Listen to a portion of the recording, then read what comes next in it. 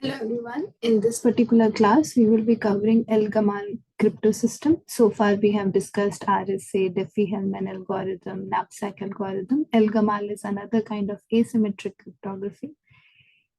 Here, the what exactly happens is that we have to solve the discrete logarithmic problem. So if you recall, what was a discrete logarithmic problem?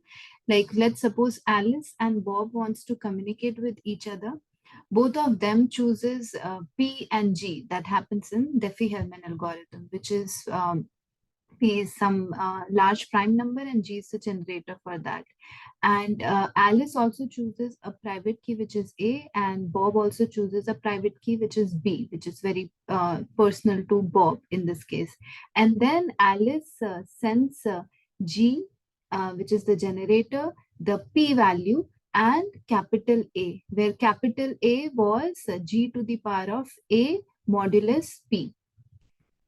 And Bob, on receiving that, computes G to the power B modulus P. And then Bob sends back this B value. So this is B, this is A. So this gets transmitted back.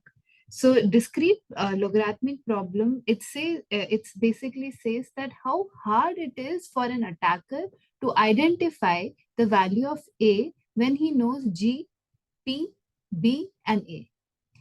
And as we know, as you have also done the lab, that generally these A value and B value are generally in between P minus 1. A is a value which is between 0 to P minus 1. So the attacker can run several number of permutations and combinations in order to get that particular value. It can start with 1, 2, 3, and till the time it reaches P minus 1.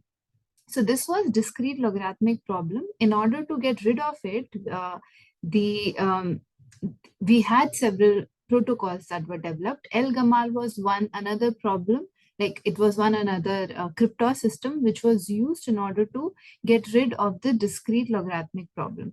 So what exactly in Gamal system happens is that let's once again Alice and Bob wants to communicate with each other. So let me get rid of all of this.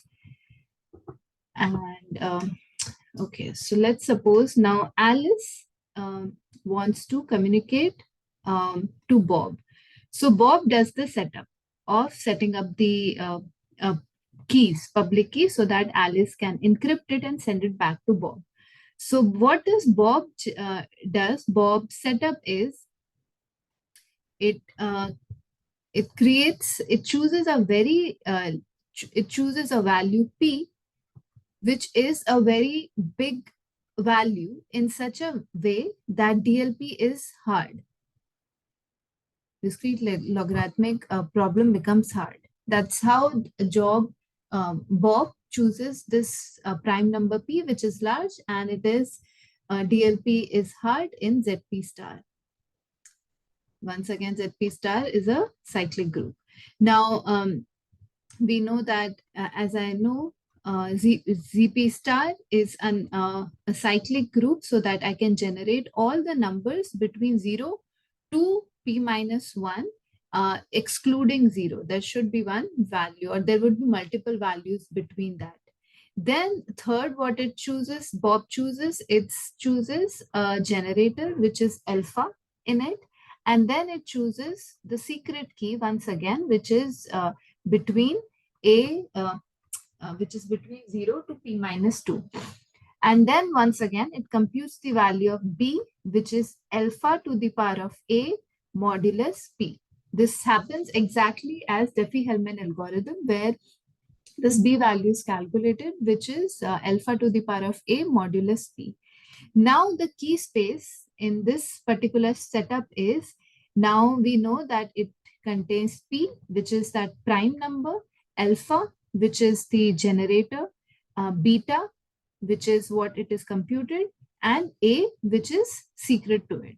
So EB, which is the encryption key, is P, alpha, and beta. So this becomes the public key, and Bob sends this public key to Alice. And private key, which is the decryption key, is A. So this happens also in Diffie-Hellman algorithm, which we have covered. So here public key is P, alpha, beta, and the private key is just A because it is secret to Bob.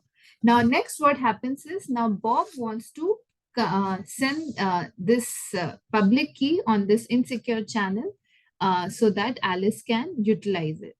So for Alice, what Alice does is Alice on receiving this P, so Bob sends P, alpha, and beta. Alice on receiving this P, alpha, and beta will take a message. So this is Alice work over here. So I'll just choose another pen. Alice has a setup that it takes a message M in such a way, which is X in this case, message M, or a plain text X, which also belongs to ZP star. Then it creates a ciphertext. The difference in this particular El-Gamal algorithm is it creates two ciphertexts, which is ZP star and ZP star. So far, we were creating only one ciphertext. In El-Gamal, we create two ciphertext. And the encryption which is done is in such a manner. Alice chooses some random K value. So which is private to Alice. So this Alice chooses a random K and which is private key. Now it applies the encryption key.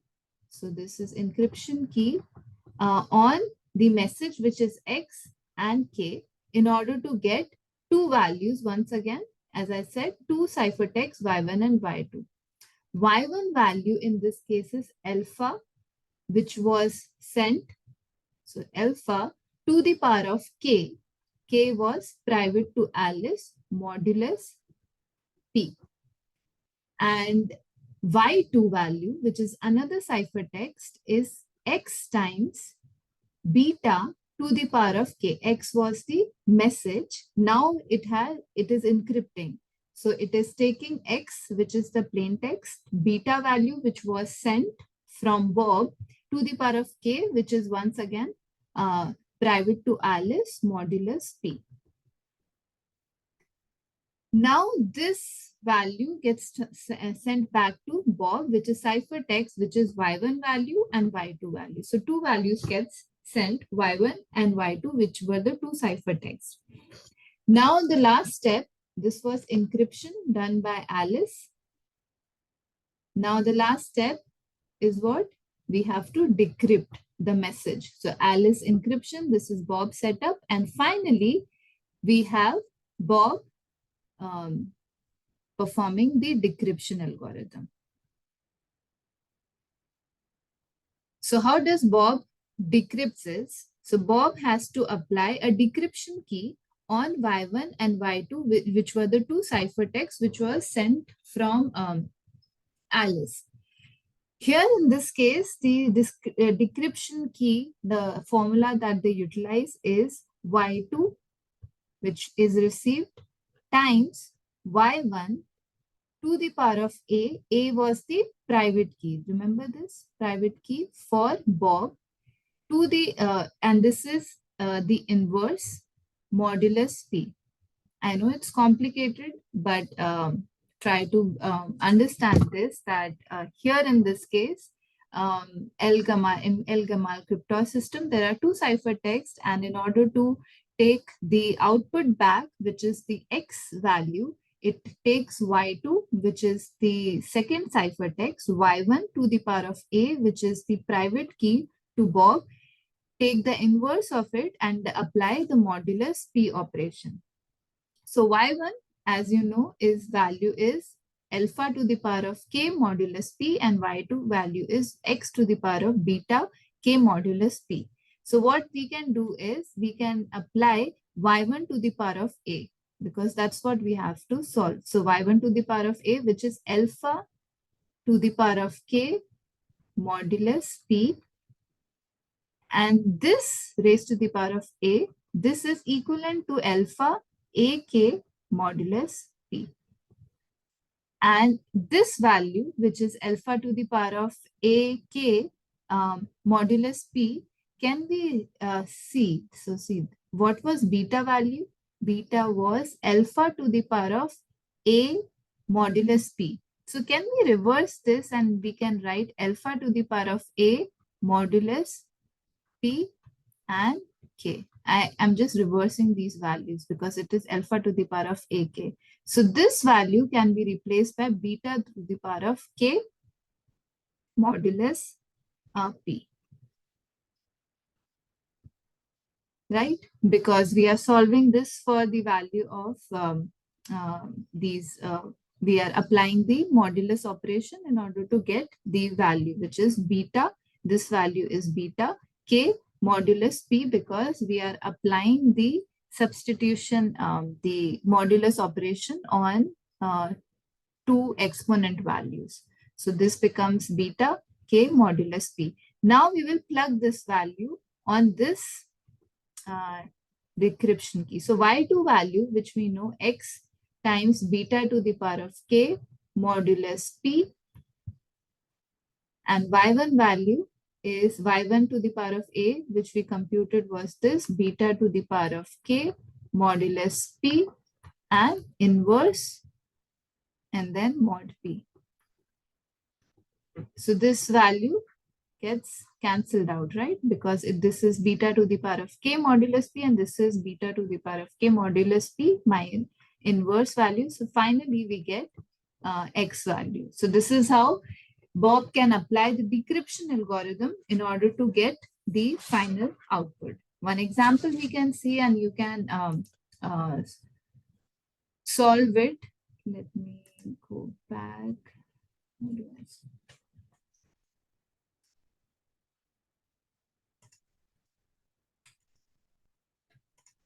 Let me get rid of what it is.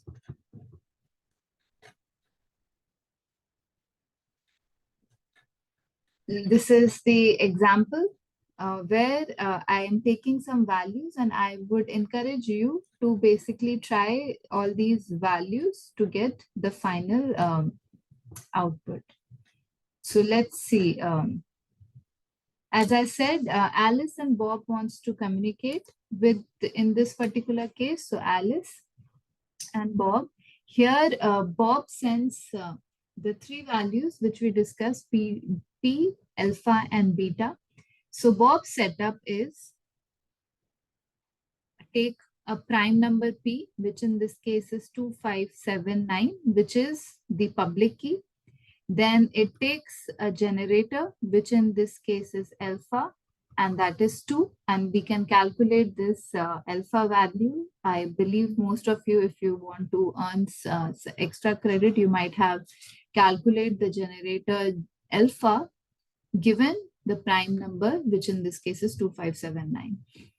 And generally, these are co-prime. These values are P and alpha are co-prime to each other. So if you have understood the logic, you can just write down the logic of that this alpha, which is the generator, should be co-prime to this value, which is P, and you can run a loop. And A value, which is another private key, which is private to Bob, is some value between 0 to P minus 2. In this case, this is 765. So this is private. This is public, and this is also public. Now, the fourth step, if you recall, is alpha to the power of A modulus P, just like in Diffie-Hellman algorithm, which is 2 to the power of 765 mod 2579. So you can apply the square and multiply algorithm, or you can solve it using the exponential value, and you can get the final value as 949. So this also gets transmitted to Alice. Alice on receiving it. So Alice now receives P, alpha, and beta. P value is 2579, alpha value is 2, and beta value is 949. Once again, in Gamal, we take two encryption. We choose a random value k. Not we. Alice chooses a random value k in this case. So k value is 853, which is private to Alice. And in this case, the plain text that it wants to apply is 1299. That's the plain text. Okay, so y1 value, which is the first encryption key, is alpha to the power of k mod of p. So alpha is 2 raised to the power of 853 modulus p, which is 2579. If you will solve this, this will come out as 435. Y2 value, which is x times beta to the power of k modulus p. So x, which is the plain text, is 1299 times beta value, which in this case is sub-cent, which is 949 to the power of k, which is 1299.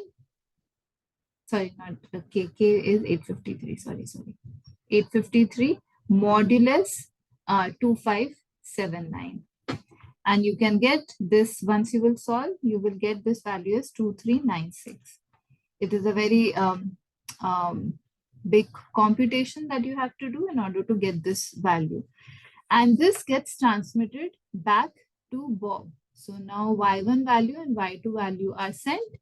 And finally, Bob applies the decryption algorithm in order to decrypt the message, which is y2 times y1 to the power of a, get the inverse modulus p.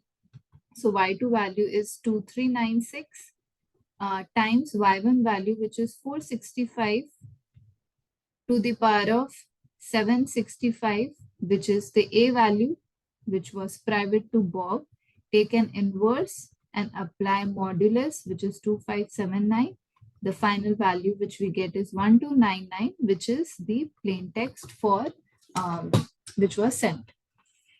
So this is a simple Gamal algorithm. You can use different kind of algorithms over here to compute all of these values. Square and multiply algorithm. You can check if it is co-prime to each other. You can apply Fermat algorithm, or you can apply the Euler algorithm in order to solve all of this. In the exam, I won't ask these much complicated things, but you should remember that these algorithms are utilized because there was problem in the previous algorithms. So here in this case, we do this so that we can get rid of DLP, like DLP, because here what exactly is happening is we are creating two ciphertexts which is sent back. So that's how, and we choose prime number p where DLP is generally hard, which makes that the p value would be very large, and then creating these two ciphertext can, like attacker cannot come in the system.